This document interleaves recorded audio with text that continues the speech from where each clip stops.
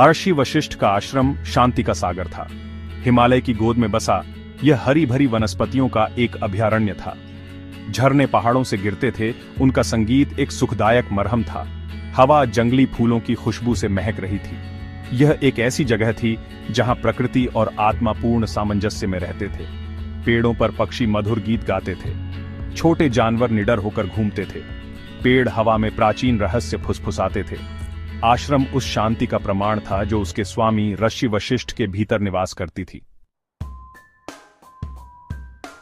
ऋषि वशिष्ठ, उनका चेहरा ज्ञान से भरा हुआ, गहरे ध्यान में बैठे थे। उनकी आंखें बंद थीं, फिर भी वे अपने आसपास की हर चीज को महसूस कर रहे थे।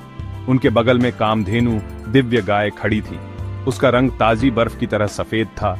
उसकी आंखें कोमल गर्मी बिखेर रही थी। कामधेनु एक पौराणिक प्राणी थी जो किसी भी इच्छा को पूरा करने में सक्षम थी। ऋषि का शांत भाव स्पष्ट था। उनके चारों ओर एक वास्तविक आभा थी। वर्षों के ध्यान और ईश्वर के साथ संवाद ने उन्हें अपार आध्यात्मिक शक्ति प्रदान की थी। वह शांति के प्रतीक थे। उनकी उपस्थिति ही शांति बिखेर रही थी। उनके आसपास की हवा भी ऊर्जा से कंपित होती प्रतीत हो रही थी। शांत आश्रम पर एक साया पड़ा। राजा विश्वामित्र, एक शक्तिशाली योद्धा, समाशोधन के किनारे पर खड़े थे।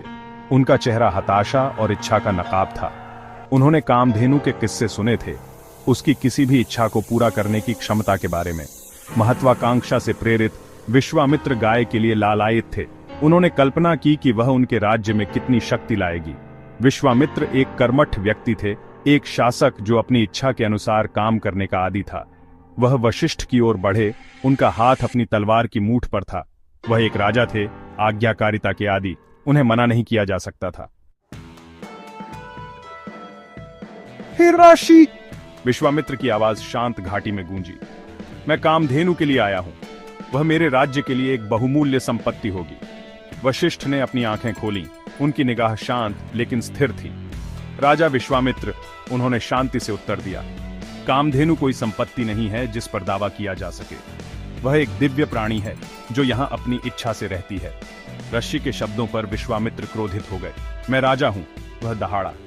तुम गाय मुझे सौंप दोगे? वशिष्ठ ने एक हाथ उठाया और एक अदृश्य शक्ति ने विश्वामित्र को उनके रास्ते में रोक दिया। राजा ने संघर्ष किया, लेकिन ऋषि की शक्ति ने उन्हें स्थिर कर दिया। बल मुझे प्रभावित नहीं करेगा, राजा विश्वामित्र, वशिष्ठ ने कहा।